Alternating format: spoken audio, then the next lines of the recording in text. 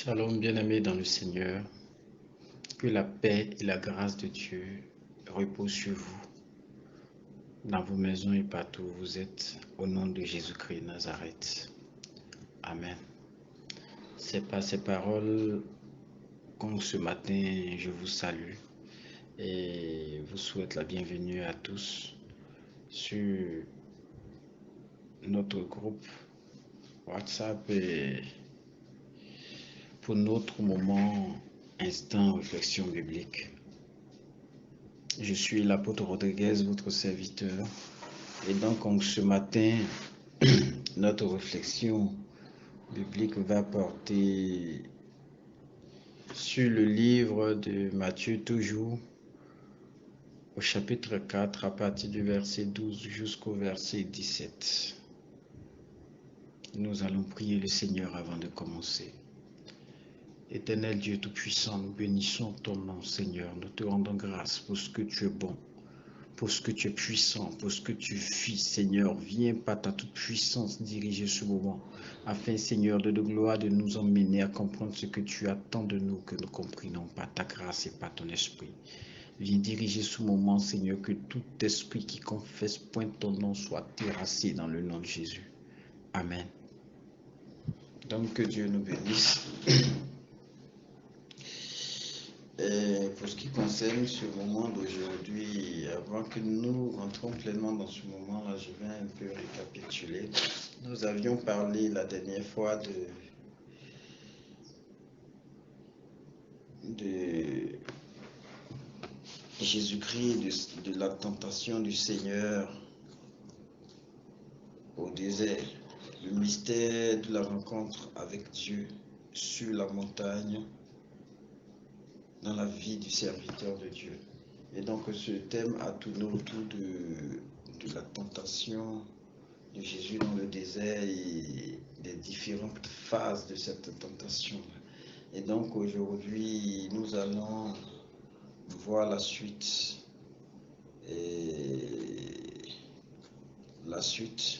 donc la Bible dit, pour ce qui concerne la suite, à partir du verset 12, Jean a été mis en prison et quand Jésus apprend cela, il part pour la Galilée.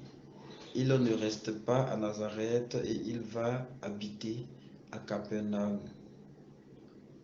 au bord du lac, dans les régions de Zabulon et de Nephtali. Ainsi se réalise cette parole du prophète Ésaïe. Pays de Zabulon et de Nephtali, près de la mer, de l'autre côté du Jourdain, Galilée, pays de ceux qui ne sont pas juifs. Le peuple qui habite dans la nuit a vu une grande lumière, et pour ceux qui vivent dans le sombre pays de la mort, une lumière a brillé. Amen. Donc voici jusqu'au verset 16, voici ce que la Bible présente.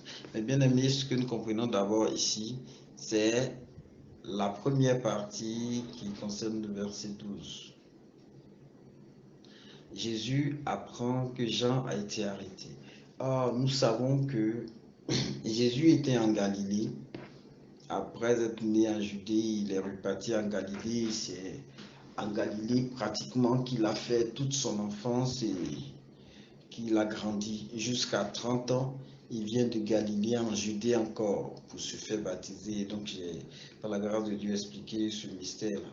Et donc il vient se faire baptiser, il vient se faire investir spirituellement et comme sur le trône de David. Et quand cette investiture finit, quand ce sacre-là finit, il va bien entendu rester un peu dans la région de Judée et jusqu'à ce qu'il apprenne que Jean-Baptiste a été arrêté. Et donc, quand Jean-Baptiste se fait arrêter, Jésus avait l'onction, puisque la Bible déclare qu'après ces épreuves dans le désert, Les anges l'ont servi, donc les anges sont venus le servir et donc les anges lui ont donné à manger. Donc déjà après ce désert-là, après ce temps-là, en plus d'avoir été consacré, les anges ou l'arrivée des anges dans sa vie confirme le ministère des anges auprès de son ministère. Et donc pour dire que c'était maintenant un ministère complet. Nous allons certainement revenir sur cette corrélation entre le succès de Jésus au désert et le service des anges à la suite de ce succès-là. Mais voilà donc il apprend que Jean est arrêté. Il était pourtant en droit de commencer un ministère puisqu'il était investi et puisqu'il avait l'autorité de Dieu. Il avait l'autorité de Dieu et il avait la mission des anges auprès de cette autorité-là. Mais le problème, c'est que, bien aimé, la Bible déclare que Jésus va préférer se replier. Jésus va préférer repartir encore en Judée, ou plutôt en Galilée. Le Seigneur va préférer repartir encore en Galilée. Pourquoi? Cela s'explique par ce fait de la prophétie d'Ésaïe et que quand il arrive en Galilée, il ne reste pas là dans la ville de Galilée, mais il va dans la région de Nephtali et de Zabulon. Pourquoi? Parce qu'ils sont des régions de la Galilée, c'est-à-dire qu'ils sont des régions de la Galilée, comme je le disais. Et donc, pourquoi il va là? Pourquoi il a fallu qu'il grandisse à Galilée, et d'abord à Nazareth, et puis ensuite à Nephtali, et dans la région de Nephtali et de Zabulon, c'est-à-dire à Capernaum. Bien aimé, la prophétie d'Ésaïe vient nous faire comprendre une révélation majeure, c'est que ces peuples-là, cette zone-là était habitée, était peuplée de nations païennes, était peuplée de nations non juives. Et donc, Jésus, grandissant dans cette zone-là, ne pouvait pas, ne pas dire, avait ce privilège-là de voir un peu le comportement de l'homme à l'état de nature de l'homme sans aucune valeur chrétienne, sans aucune valeur juive, ou plutôt l'homme qui ne se conformait pas à la loi juive, c'est-à-dire au commandement que Dieu avait donné à Moïse. Et donc il pouvait voir l'homme dans sa nature d'homme, dans sa nature de chair. Et c'est au milieu de ceux-là que Jésus a grandi. Et ce faisant, il a appris à connaître l'homme, il a appris à comprendre les agissements de l'homme, il a appris à connaître et comprendre le raisonnement de l'homme, il a appris à comprendre et à connaître les réactions que produisent les actions des hommes. Et il fallait qu'il le fasse. Parce que comme il le dit, il était médecin, il était venu comme médecin. Et donc le bon médecin, c'est celui qui déjà a fait une étude approfondie, c'est-à-dire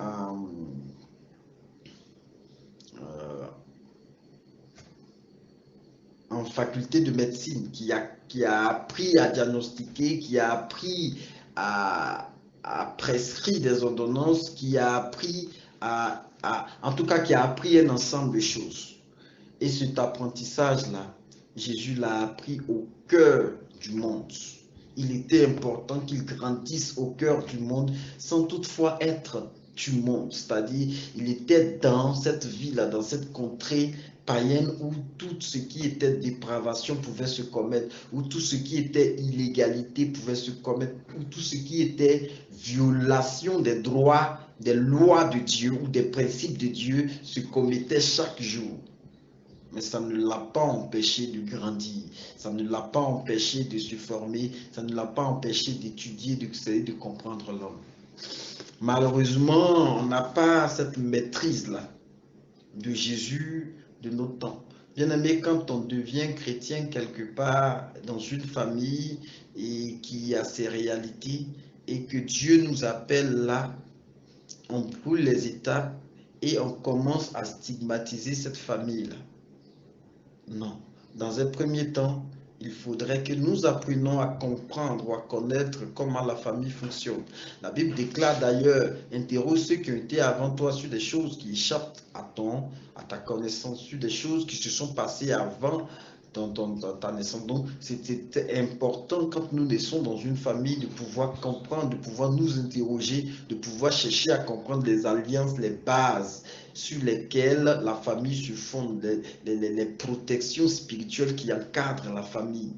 Il est important que nous puissions comprendre comment fonctionnent les rituels, les adorations et qu'est-ce qu'il faut faire en cas d'adoration, en cas de rituel et ce qu'on donne, quelle est sa portée sur les enfants à court, à moyen et à long terme.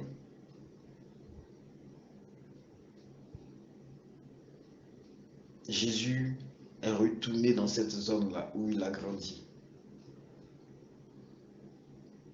Il avait l'onction. Il avait, pour ne pas dire l'appel, il avait l'appel, il avait l'onction, il avait des anges à son service. Mais pourquoi il n'a pas commencé en Judée déjà à prêcher comme Jean-Baptiste le faisait? Bien-aimé, il y a une chose que nous devons comprendre là. Il y a l'orientation de Dieu. Tout ce que nous allons faire dans l'appel ou dans le ministère sans l'approbation de Dieu ne sera que perte de temps, péché, rébellion et désobéissance à Dieu. Parce que Dieu n'avait pas encore dit à Jésus-Christ de commencer son ministère. Il devait vivre avec les païens, mais pas comme les païens.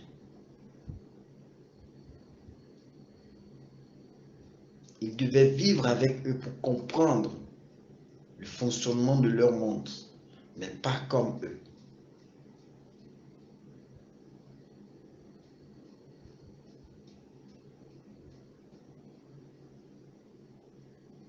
Et parce qu'il était orienté vers l'accomplissement de chaque prophétie qui était donnée au sujet du Fils de l'homme, alors il fallait qu'il retourne conformément à la loi de Dieu et qu'il quitte sa ville de Nazareth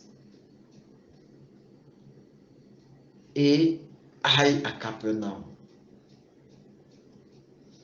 Parce que c'est là-bas, selon les Écritures, que son ministère doit commencer.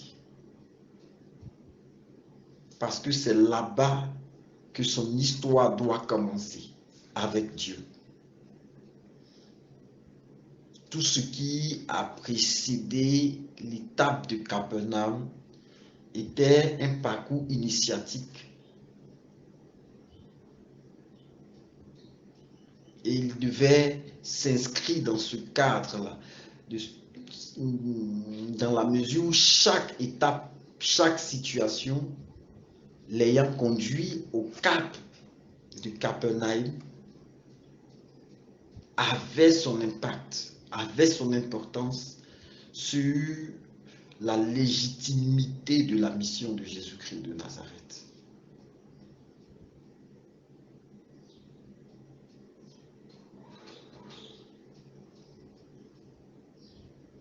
Il devait faire comme un homme ordinaire, il devait vivre comme un homme ordinaire tant que l'appel de Dieu ne sonne pas. Parce que ce qui fait la particularité de l'homme qu'il est,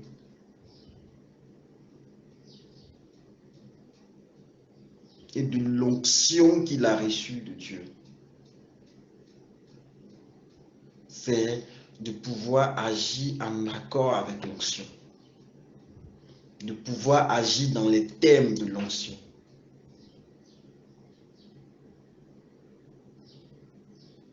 Parce qu'on peut dire à quelqu'un,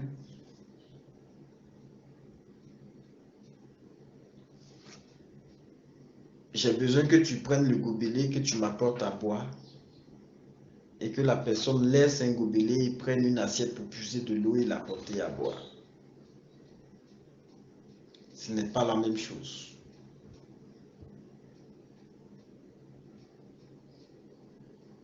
L'onction qu'on a reçue doit respecter les termes qui le légitiment, ou plutôt qui la légitiment, les principes qui la légitiment.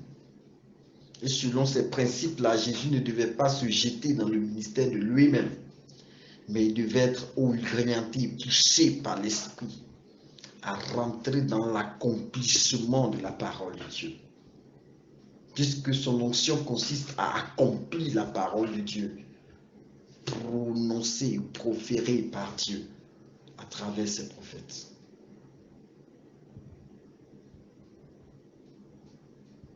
Alors la Bible déclare que c'est après ce temps, après avoir observé les gens de Capernaum, ce peuple qui est assis dans la mort ou dans les ténèbres de la mort, ce peuple qui est privé de lumière et qui est dans l'obscurité totale, que Jésus va commencer son ministère en les interpellant à changer de vie. Il pouvait les appeler à changer de vie parce qu'ils connaissaient leur vie, parce qu'ils connaissaient leur cœur, parce qu'ils connaissaient ce qui était leur habitude. Il ne les avait pas vus de loin, il les a étudiés de près, il les a étudiés de l'intérieur, il connaissait leur agissement.